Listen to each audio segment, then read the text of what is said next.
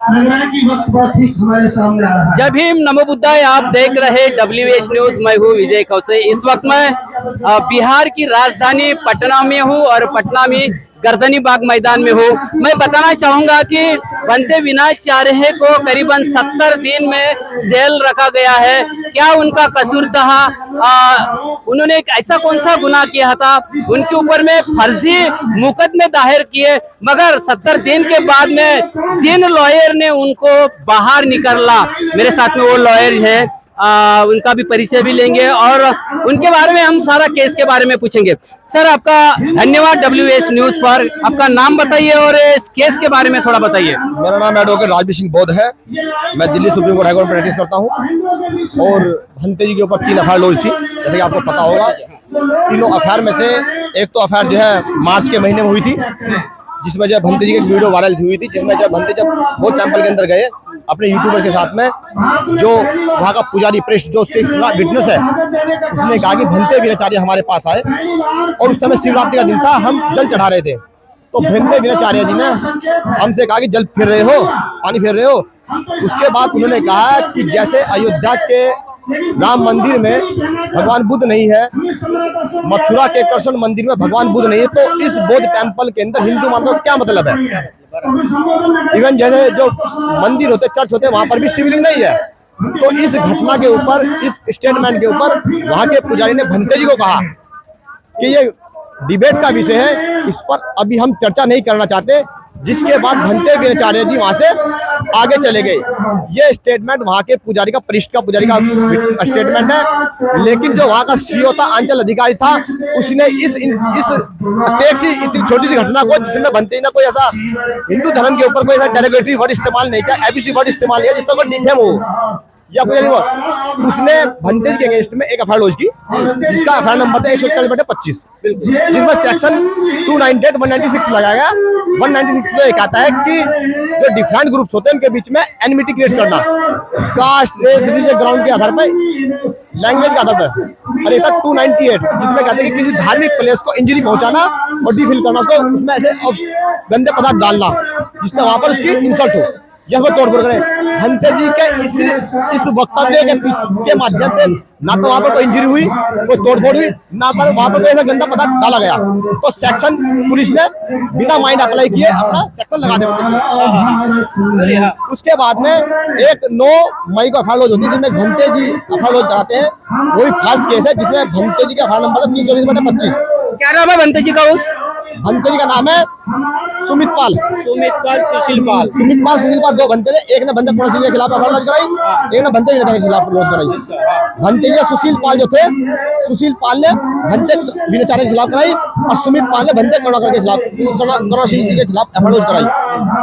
भंते के खिलाफ जो थी एफआईआर वो 320/25, जिसमें हमें ऑलरेडी 6 जून को बेल मिल चुकी थी। बस हमारे 2 केस पेंडिंग थे। 13 मई को रात को एक इंसिडेंट होती है, जैसा कंप्लेनेंट गुप्ता बताता है कि 8:15 पर इंसिडेंट होती है। वहां पर जब भंते वीराचार्य उनकी चेस्ट पर चढ़ करके, गर्दन पे कूद करके उनके गले में जो गमछा तो खींचता है, वो जान से मारने का प्रयास करते हैं। वहां पर एक महिला थी जिसने उस गुप्ता के जो है हाइड्रोसिल को प्रेस किया, दबाव मारने के इंटेंशन से, और मुंह पर लात मारी, चेहरे पर, उसका दांत टूट गया।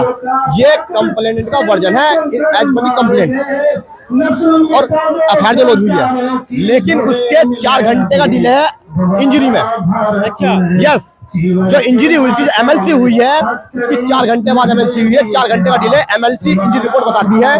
जबकि कंप्लेनेंट ये स्टेटमेंट देता है कि जब वे मुझे मार रहे थे तो उस समय वहां पर पुलिस पहुंच चुकी। जब वहां पर पुलिस पहुंच चुकी थी तो पुलिस ने तत्काल उसका स्टेटमेंट क्यों नहीं लिया और तत्काल एक्शन क्यों नहीं लिया? लेकिन ऐसा नहीं हुआ। कंप्लेंट में कहीं भी कोई पब्लिक पिक्चर नहीं बना, कोई CCTV footage, video record Bhante ji के अगेंस्ट में नहीं रिकॉर्ड हुई।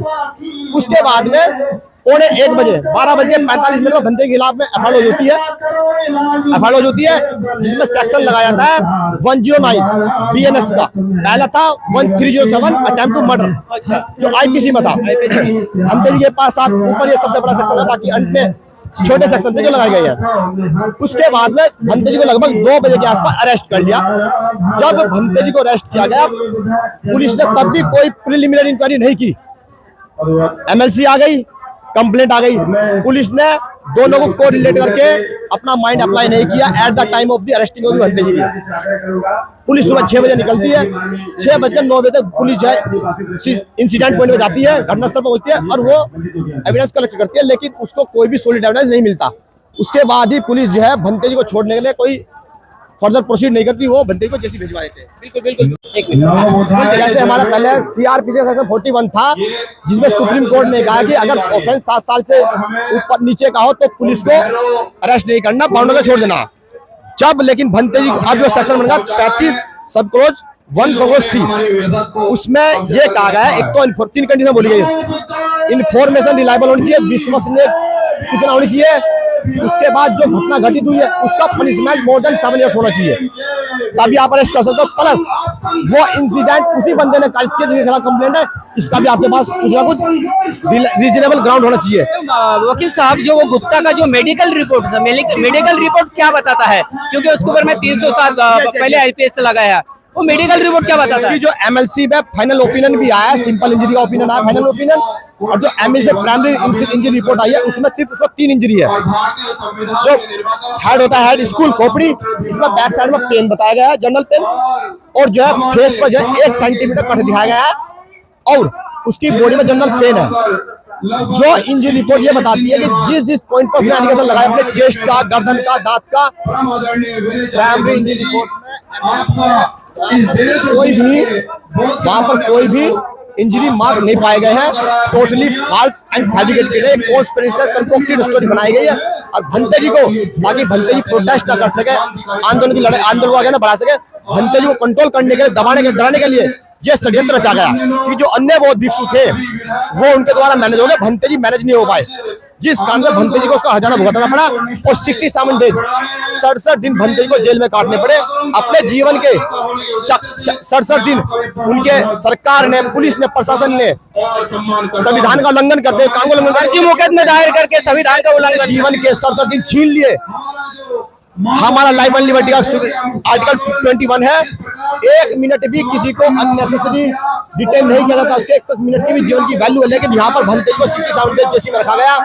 ये बहुत बड़ा इनजस्टिस भंते जी के साथ हुआ है, और इस पर आगे हम कुछ ना कुछ प्रोसीड करेंगे। अभी भंते जेल से आया, प्रोग्राम है, आज प्रोग्राम है, उसके बाद हम फर्दर रणनीति बनाएंगे कि जो पुलिस ने अपनी ड्यूटी पूर्वक फॉलो नहीं की, एक्ट का वोलेशन किया है, उसके खिलाफ हम क्या एक्शन ले सकते हैं। बिल्कुल, ये जो फर्जी मुकदमे दायर किए हैं इसके खिलाफ में लड़ेंगे, सुप्रीम कोर्ट तक लड़ेंगे, और भंते जी को निर्दोष साबित करके छोड़ेंगे आप।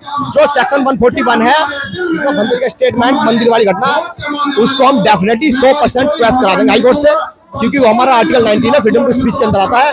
हमने वहां पर किसी धर्म का डेरोगेटरी वर्ड नहीं किया, इस्तेमाल नहीं किया, कोई डिफेमेशन करने का प्रयास किया। हमें अपनी बात रखने का पूरा अधिकार है। तर्कपूर्ण बात तरीके से भंते ने अपनी बात तर्कपूर्ण रखी है, उसको हम क्वेश्चन करा देंगे, और जिस सेकंड केस में भंते जेल में गए रहे हैं 13 मई वाले में, उसमें से भंते को आउट करने का हम काम करेंगे। कितने वकीलों ने काम किया है इस केस में? नाम भी बताए बाकी वकीलों का भी, सबको श्रेय मिलना चाहिए। इस केस में यहाँ पर जो लोकल एडवोकेट थे, सुबोध प्रसाद जी थे जो लोकल एडवोकेट थे, और हमारे बहुजन समाज के, जिस समाज से मैं भी आता हूँ, यहाँ पर एक वकील साहब थे हमारे अमित जी, जो गाजियाबाद के रहने वाले। एक दिन हमारे भाई साहब वो आए, और एक हमारे दिल्ली के एडवोकेट है सत्यपाल गौतम जी, वो अपनी पूरी टीम के साथ एक दिन वो भी बेचारे यहाँ पर आए हैं। उसके अलावा, और मैं तो यहाँ पर लगभग 1.5 महीने से भंते जी की हर केस की, तीनों बेल की मैं हियरिंग पे अपेयर हुआ हूँ। मैंने एडवोकेट को सजेस्ट किया, आर्गुमेंट मैंने लिख के दिए, अगर वो आर्गुमेंट नहीं करते तो मैं आर्गुमेंट करता। इवन मैंने अभी जो 19 तारीख की बेल एप्लीकेशन थी, मैंने उसमें आर्गुमेंट किए 141 में, क्योंकि वकील साहब हमारे टाइम पर वहां नहीं पहुंच पाए, लेट हो गए थे। तो बाकी समाज के, जो बहुजन समाज के जो वकील थे, जो बड़े बड़े भाषण देते हैं मंचों से, वो यहाँ पर नहीं आए। अब वे क्यों नहीं आए, वो उनको रीजन पता है, लेकिन हमारे अंदर समाज का खून है, हम इस समाज में पैदा हुए, ये हमारा नैतिक कर्तव्य है कि जहाँ भी समाज के लोगों के साथ अनजस्टिस होगा, जेल में जाएंगे। एडवोकेट राजबीर सिंह बोध वहां पर पहुंचने का प्रयास करेगा, जो भी होगा हम अच्छा करने का प्रयास करेंगे समाज के साथ। बिल्कुल बिल्कुल, बहुत बहुत वकील साहब आपका शुक्रिया, लगातार विनाचार्य जी के बेल के लिए आप लड़े हैं। भले बड़े बड़े वकीलों ने बात तो की है, सिकंदर बोधी है। अच्छा, बिल्कुल, 2-2.5 महीने से भंते साल लगे हुए हैं। बिल्कुल, आपका भी बहुत बहुत शुक्रिया सर से, जब से भंते जेल शुक्रिया मानने लायक है, क्योंकि वकील साहब 2 महीने से लगातार लड़ते रहे। बड़े बड़े वकीलों ने तो बात की है, मगर वो सामने नहीं आए, पर लेकिन हमारे जो मिशनरी वकील जो है, मिशनरी वकील ने काम किया है और भंते विनाचार्य जी को रिहा किया है। अब ये केस जो है अभी आगे इस केस के खेल का मजा आएगा, कोर्ट के में मजा आएगा। जो भी पुलिस ने जिसने भी झूठा काम आएगा हमारा संविधान उसको बताएगा।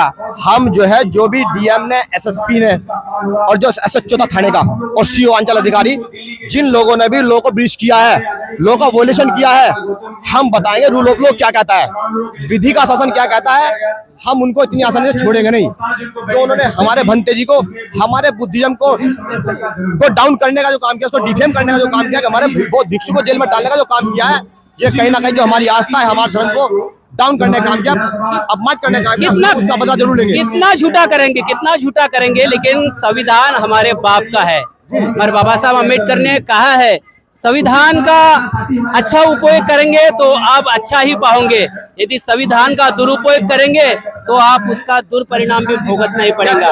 तो निश्चित रूप से जिन्होंने भंते विनाचार्य के ऊपर में फर्जी केस डाल के फंसाया है, चाहे पुलिस हो, चाहे वो गुप्ता हो, चाहे उनके एविडेंस हो, सबको कोर्ट में जवाब देना पड़ेगा। और हमारे जो भंते विनाचार्य है उनको ये वकील निर्दोष करके बताएंगे और महाबोधि महाविहार को भी मुक्त करने की लड़ाई हम संघर्ष करते रहेंगे। ये हमारी विरासत, हमारे कल्चर है।